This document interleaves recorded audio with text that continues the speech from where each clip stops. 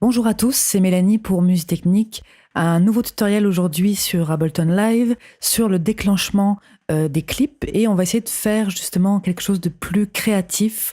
La dernière vidéo, je vous avais montré juste comment déclencher des clips et comment faire travailler live tout seul sans déclencher les scènes. Ici, on va essayer de faire quelque chose de plus créatif, mais on va toujours faire travailler live un peu pour nous. Donc là, j'ai un beat de drum de 909.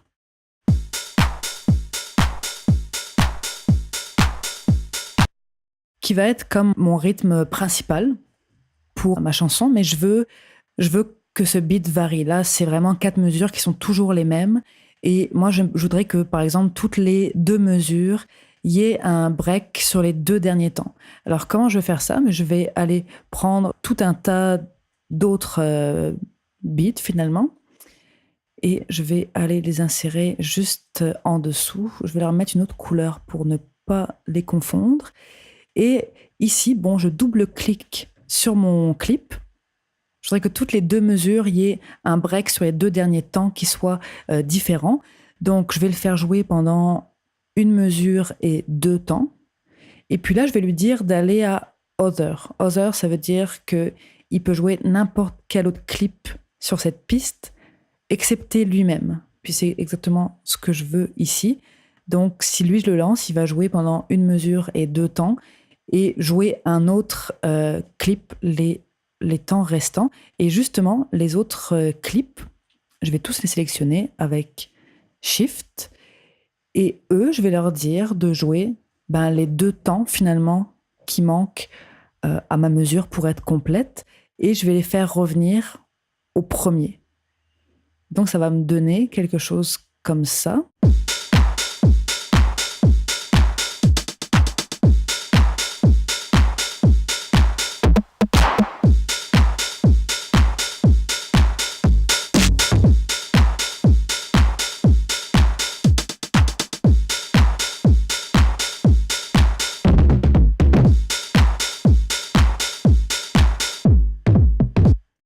Donc vous avez compris l'idée, mon beat va jouer pendant une mesure et 2 temps, et les 2 derniers temps, qui vont compléter la mesure pour faire 2 mesures, vont être joués par n'importe lequel des dizaines de clips que j'ai mis juste en dessous. On pourrait vraiment mettre un peu n'importe quoi. Moi, j'ai fait ça assez vite, j'ai pris des loops un peu au hasard, mais ça fonctionne quand même déjà assez bien. Et puis, bien sûr, ce que je voudrais, c'est, une fois que je vais vraiment faire l'arrangement de ma composition, je voudrais pas que ce soit non plus trop aléatoire. Donc, je veux pouvoir enregistrer le résultat de ces loops pour aller découper ensuite les morceaux qui me plaisent le plus. Pour ça, je vais aller me faire une piste audio, commande T par exemple, et choisir Audio From, et je vais prendre Resampling.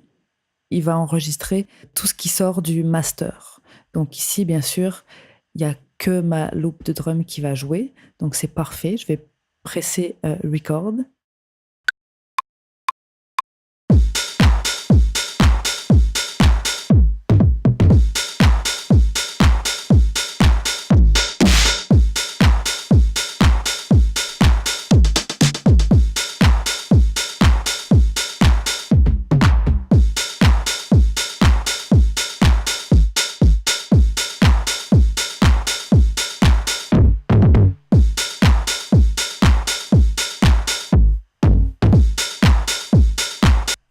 Etc., etc.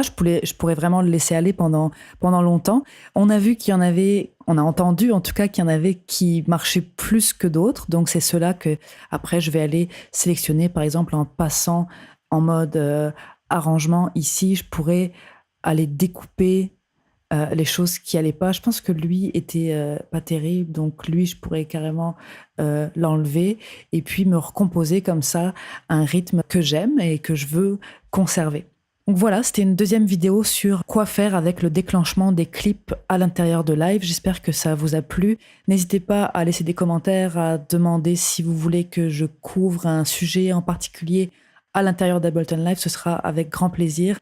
En attendant, je vous dis à bientôt et amusez-vous bien. Bye!